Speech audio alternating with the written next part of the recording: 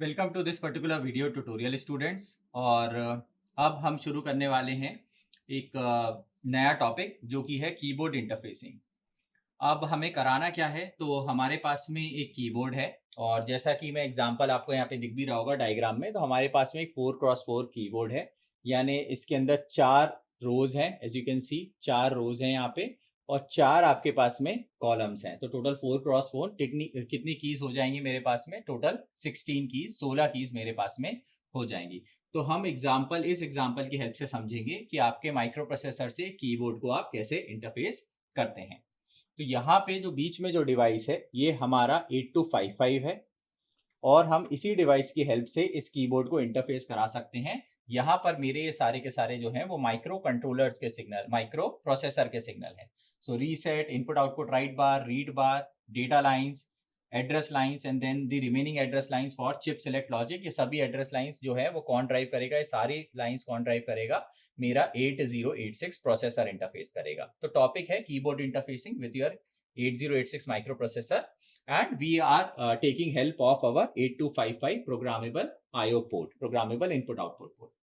So we are trying to understand this topic with the help of an example. तो जो example है बहुत ही simple सा है। Interface a 4x4 keyboard as we can see here using 8255 and write an assembly language program for detecting a key closure and return the key code in register AL. Assume debounce code is already available. तो ये हमारा problem statement है। Simple सा problem statement है। क्या बोल रहा है कि आपको एक 4x4 कीबोर्ड जो है वो इंटरफेस कराना है 8086 से, और आपको इसमें मदद लेनी है 8255 की। आपको एक असेंबली लैंग्वेज प्रोग्राम भी लिखना है, और ये जो असेंबली लैंग्वेज प्रोग्राम है ये पता लगाएगा कि कोई की जो है वो प्रेस हुई है या नहीं हुई है, सबसे पहली चीज। और दूसरी चीज जो आपका प्रोग्राम पता लगाएगा कि आपको एक की कोड रिटर्न करना है। मान लीजिए ये वाली की अगर प्रेस होती है तो इसका की कोड है 0, फिर 1, फिर 2, फिर 3, 4, 5, 6, 7, 8, 9, 10, 11, 12, 13, 14, 15। तो टोटल 0 से लेके 15 तक मेरे पास में 16 कीज हैं, और जो भी की प्रेस होगी उसके कॉरस्पॉन्डिंग जो भी की कोड है वो की कोड जो है मेरे को कहां पे लेके आना है? रजिस्टर एल में लेकर आना है। यहाँ पे लास्ट में एक लाइन और दी हुई है कि assume that debounce code is already available. So what is debounce? तो पहले इसको समझ लेते हैं। बहुत ही सिंपल सी चीज है कि जब भी आप एक मैकेनिकल की को प्रेस करेंगे, ये हमारे सारे के सारे कैसे कीज हैं? ये आपके मैकेनिकल की हैं। जब भी आप इस की को प्रेस करेंगे तो लेट्स से जब ये अनप्रेस्ड कंडीशन में, जब ये ओपन कंडीशन में है, तो आपको लॉजिक लेवल मिलता है 0। जैसे ही आप इसे प्रेस करते हैं, क्योंकि इसमें एक स्प्रिंग रहेगी, कोई ना कोई मैकेनिकल फंक्शनैलिटी रहेगी, तो आपका जो वोल्टेज है वो क्या होता है? वो सीधा सीधा 5 वोल्ट पे नहीं आता, और वो 5 वोल्ट से इस तरीके से जो है वो जंप करता रहता है, और फिर स्टेबल होता है, और जब आप उसे रिलीज करते हैं तो फिर से स्टेबल होता है, और फिर से ट्रांजिएंट स्टेट आती है देन। तो बीच में बस थोड़ी देर के लिए यू गेट दिस 5 वोल्ट, और बाकी पूरे पीरियड में आपका जो वोल्टेज लेवल्स हैं वो क्या होते रहेंगे? आपके फ्लक्चुएट होते रहेंगे। अब इसको, इस प्रॉब्लम को सॉल्व करने में, क्योंकि अगर मैं इस पॉइंट पे मेरे की को जब मैं रीड करूंगा तो आई माइट गेट 0, है ना, या यहाँ पे रीड करूंगा तो मुझे हो सकता है लॉजिक 0 मिल जाए और ना कि लॉजिक 1 मिले मुझे। तो इसलिए मुझे क्या करना पड़ेगा?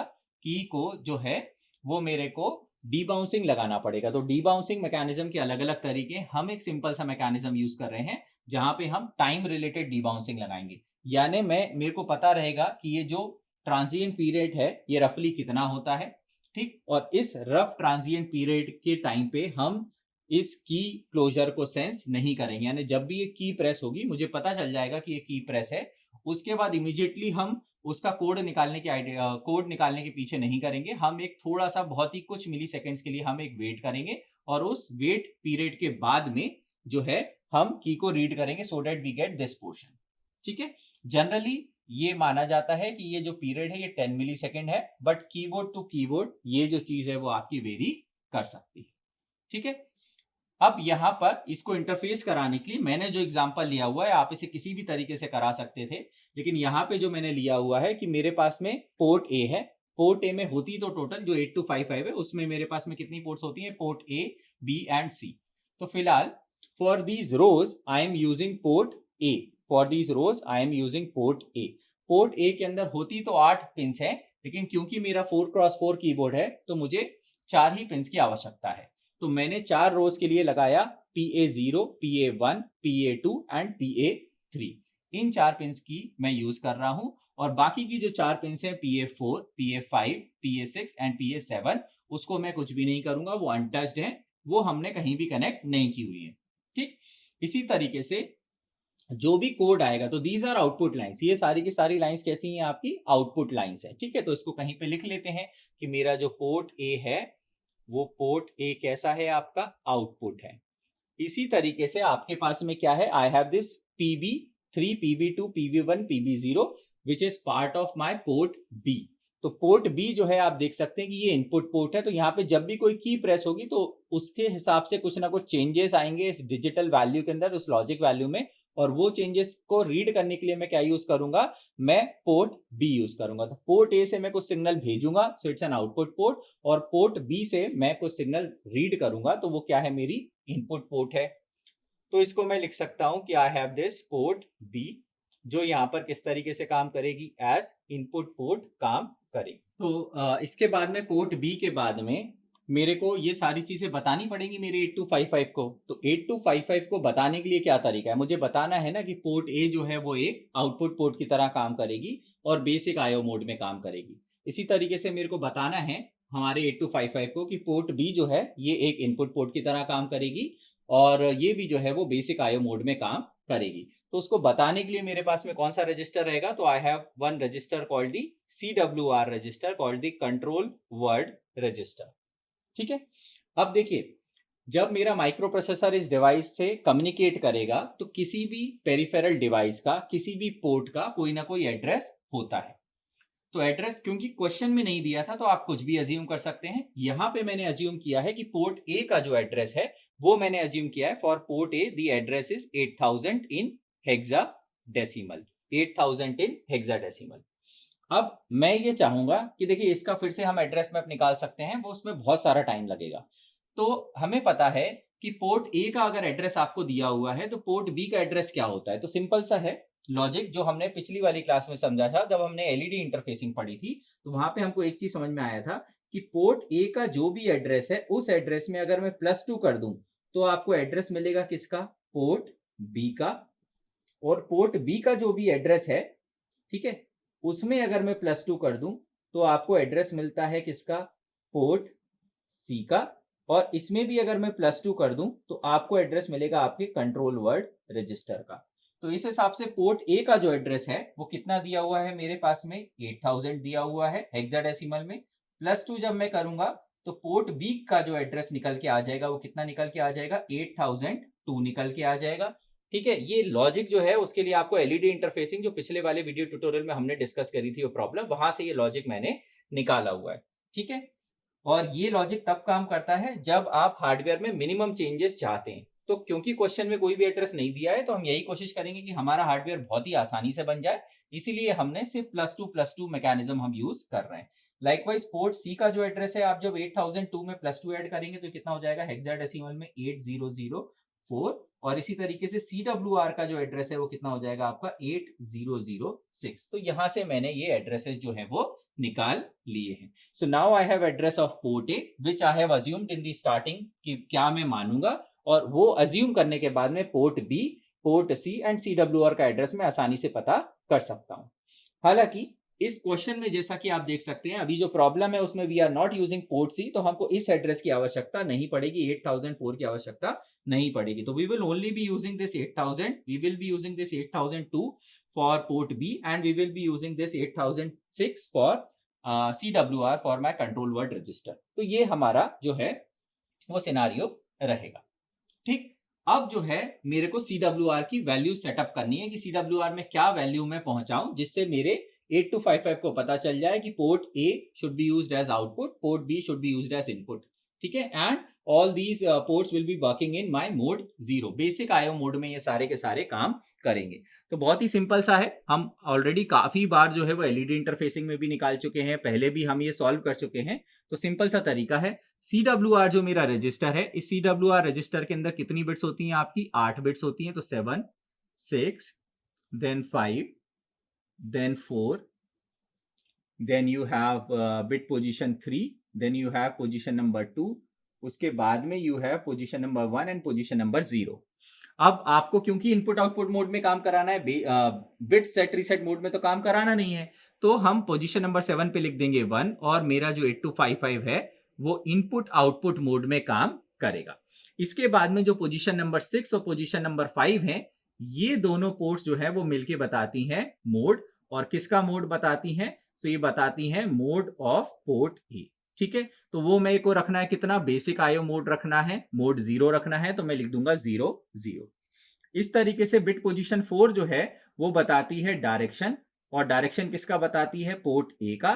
तो पोर्ट ए को मेरे को कैसा बनाना है? जैसे कि आप देख सकते हैं, पोर्ट ए मैं चाहता हूं कि आउटपुट हो, यहां से कुछ डेटा मैं भेजूंगा, उसका क्या लॉजिक है वो हम आगे समझेंगे। ठीक है, तो फिलहाल मुझे आउटपुट बनाना है। आउटपुट बनाना है तो आप लिखते हैं 0, अगर इनपुट बनाना होता तो मैं लिखता 1। इसके बाद में जो है वो मेरे पास में है क्या? पोर्ट सी अपर बिट, यानी you can define the direction, and direction of what? You can define the direction of port C upper. अब देखिए, पोर्ट सी का कोई भी उपयोग हम नहीं कर रहे हैं, तो यहां पर आप कोई भी वैल्यू रख सकते हैं, 1 भी रख सकते हैं, 0 भी रख सकते हैं, कोई फर्क नहीं पड़ेगा। सिंप्लिसिटी के लिए मैं यहाँ पे 0 ले रहा हूं। इसी तरीके से पोजीशन नंबर जो 0 होता है वो होता है डायरेक्शन किसका? पोर्ट सी का। और कौन सा वाला पोजीशन बच गया? लोअर पोजीशन बच गया, लोअर ऑर्डर 4 बिट्स बच गई।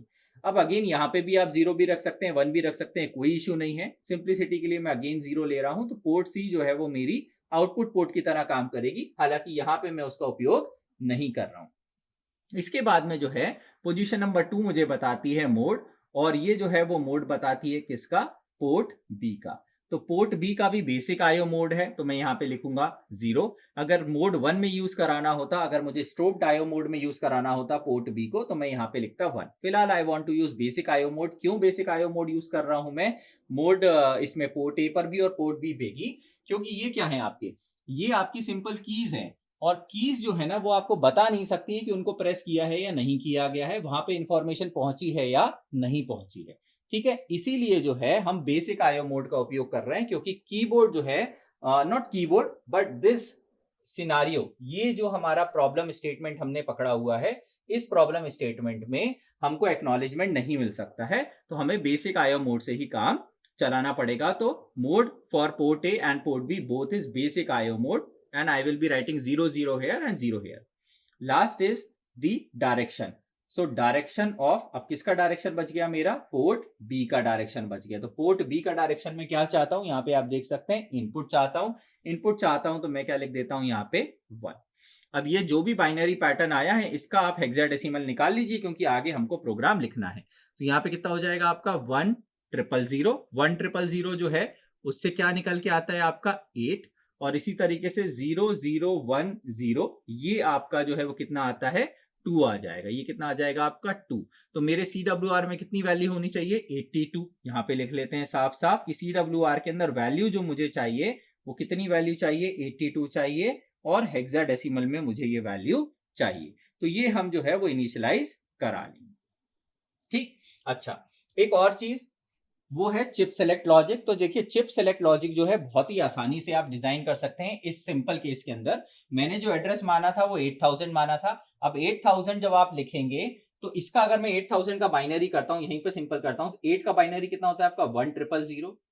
फिर दूसरा वाला 8 का हो गया। फिर ये 0 का बाइनरी कितना होता है? 4 बार 0, तो 0 0 0 0। फिर इस वाले 0 को पकड़ते हैं तो फिर से 4 0 आ जाएंगे मेरे पास में, और लास्ट वाले 0 को पकड़ूंगा तो फिर से 0 आ जाएंगे, 4 0 आ जाएंगे। अब इसके अंदर ये जो पोजीशन है वो है मेरी A1 A2, ये वाली है मेरी A0, और ये लास्ट वाली है मेरी A15। तो ऑब्वियसली इसके बाजू वाली A14 होगी, और इस तरीके से ये पूरा का पूरा चल रहा है। ये जो दोनों बिट्स हैं ये तो मैं किस लिए यूज कर रहा हूं? एड्रेसिंग के लिए। तो यहाँ पे दिखाई दे रहा है A2 एंड A1, तो इसकी वैल्यू 0 0 रहेगी, तो ये इंडिकेट करता है मेरा पोर्ट A। इसकी वैल्यू 0 1 रहेगी तो ये इंडिकेट करता है मेरा पोर्ट B। अगर इसकी वैल्यू 1 0 रहती है तो इंडिकेट करता है पोर्ट C, और इसकी वैल्यू अगर 1 और 1 रहती है तो ये इंडिकेट करता है मेरा CWR। कितनी रहती है? 1 और 1 है ना, यहाँ पे जगह कम है, तो 1 और 1 रहती है तो कंट्रोल वर्ड रजिस्टर रहता है। ठीक, अब आपको ये जो दोनों बिट्स हैं ये तो आप अलग से माइक्रो प्रोसेसर से सीधा सीधा कनेक्ट कर देंगे, बट बाकी सारी बिट्स को आप क्या यूज करेंगे? चिप सेलेक्ट लॉजिक को डिजाइन करने में यूज करेंगे। और इसका सिंपल सा तरीका है कि एक नैंड गेट ले लीजिए और नैंड गेट के अंदर जहां पे भी 1 लिखा हुआ है उसे डायरेक्ट कनेक्ट कर दीजिए, और जहां पे भी 0 लिखे हुए हैं तो आप यहां पर जितनी भी पोजीशन से जितने पर भी 0 लिखा हुआ है यहां तक और यहां तक सब में क्या कनेक्ट कर देंगे। आप देख सकते हैं यहाँ बबल लगा हुआ है, A3 में बबल लगा है, A0 में बबल लगा है, इनफैक्ट A13, A12, A11 और नीचे तक जितनी भी बिट्स हैं A3 तक सारे के सारे पर आप क्या लगा देंगे, बबल्स जो है वो लगा देंगे। और 1 कहाँ है मेरा, सिर्फ A15 पर 1 है तो A15 डायरेक्टली हो जाएगा। लॉजिक क्या है इस चीज का, ये हमने पिछले बार समझ लिया था, एक बार क्विकली रिकॉल कर लेते हैं। तो लॉजिक ये है कि जब भी प्रोसेसर इन 4 एड्रेसेस में से कोई भी एड्रेस जनरेट करेगा तो हमेशा ये वाली जो बिट्स बचेंगी मेरी, कौन सी वाली bits, from A3 to A15 और इसके अलावा A0, इनकी यही वैल्यूज रहेंगी जो आपको यहाँ पे बोर्ड पे दिखाई दे रही हैं। तो आप क्या चाहते हैं कि जब भी इन 4 में से कोई भी एड्रेस जनरेट हो तो CS की वैल्यू कितनी होनी चाहिए आपकी, 0।